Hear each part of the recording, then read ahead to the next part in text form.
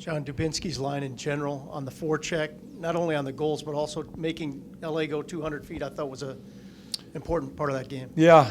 It's a type of line that's good against an LA team. It's a strong team. It's a defensive team. They have good sticks. They block shots. They're a hard team to play against. So I think Doobie's line fills that area as far as how you play against them, and that's under the hash marks. And they had some important shifts for us, obviously, and we found our way. Do you have any, or can you give us insight into how difficult it is to do Curtis McElhinney's job? I don't know how much work he got in yet. It sucks. It is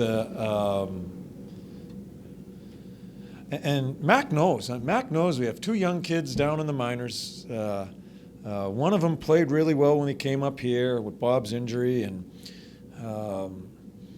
Mac just goes out to practice, does his thing.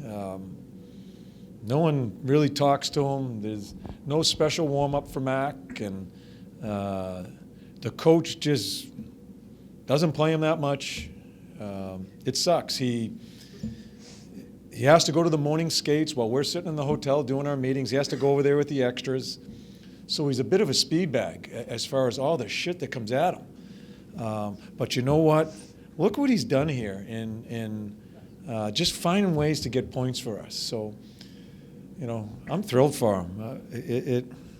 And obviously I hope it continues. It's not going to change. I'm still going to go about my business with Bob, and I think he understands that. I guess what I'm defining, he gets what the backup's about, and he's been a tremendous pro since I've been here. And so it's special for me to see him do well because he does. He gets kicked around.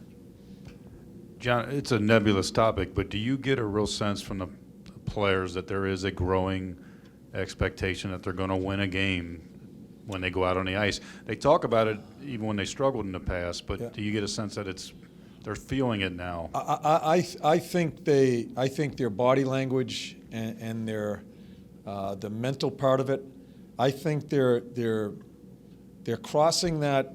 They're climbing the stairs towards not hoping and testing the water and see, especially like tonight's game where we come off the trip and all that, not hoping but just knowing that we're going to win, and that's some of the that's not a physical skill, that's not talent, that is a mental toughness, and I think that's where we have taken steps in the right direction.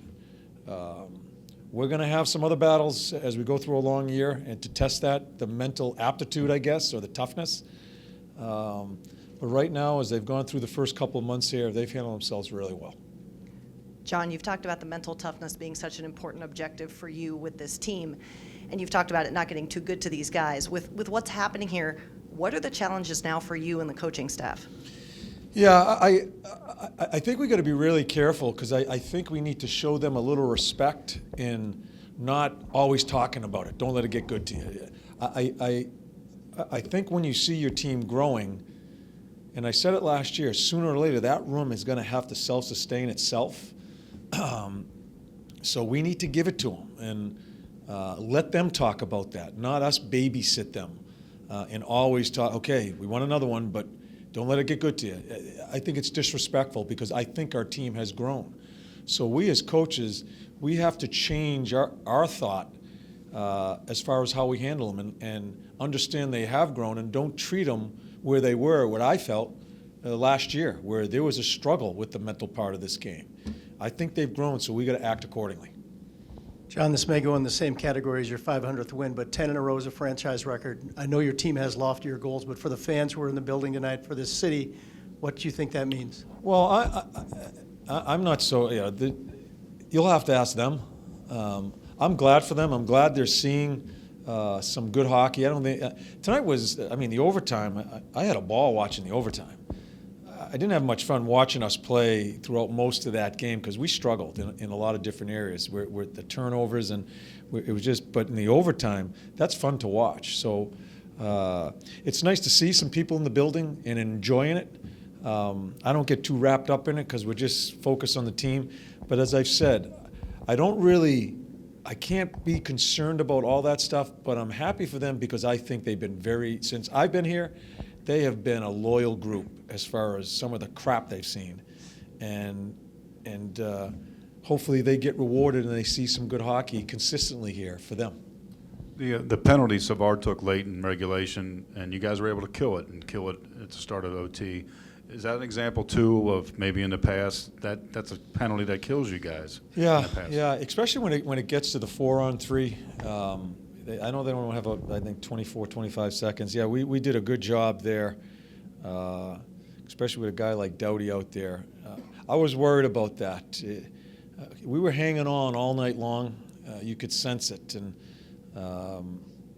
to take a penalty there, that was tough, but I thought our guys did a good job there, and then the overtime just kind of took over as far as trading chances there for a bit. Cam didn't come out after the game. Did he get nicked up? He's I fine. think he took a shot in the foot. Yeah, I think he was just icing or something like that. You block a shot, yeah, you take your skate off, it immediately swells up, so I think he was just trying to control the swelling. He's fine.